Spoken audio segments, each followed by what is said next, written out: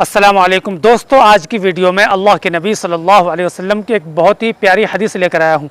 आप इस हदीस को पूरा आखिर तक ज़रूर सुनकर जाना, इंशाअल्लाह आपको बहुत फ़ायदा होगा। दोस्तों, अल्लाह के नबी सल्लल्लाहु अलैहि वसल्लम इरशाद फरमाते हैं कि जो भी मुसलमान कोई दरख्त का पौधा लगाता है या खेती में बीज बोता है, फिर उसमें से कोई परिंदा या कोई इंसान या कोई जानवर खाता है तो अल्लाह ताला उसको सदक़े का सवाब आता फरमाता है। जी हाँ दोस्तों, आप अंदाज़ा लगाइए कि अल्लाह ताला अपने बंदे के साथ कितना मेहरबान है, कितनी छोटी छोटी सी चीज़ों पर अल्लाह ताला उसको सवाब आता फरमाता है।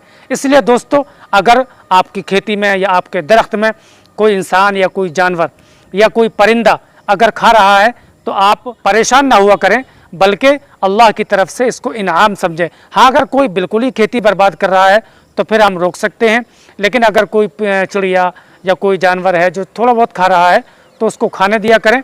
इस पर अल्लाह ताला आपको सवाब आता फरमाएगा।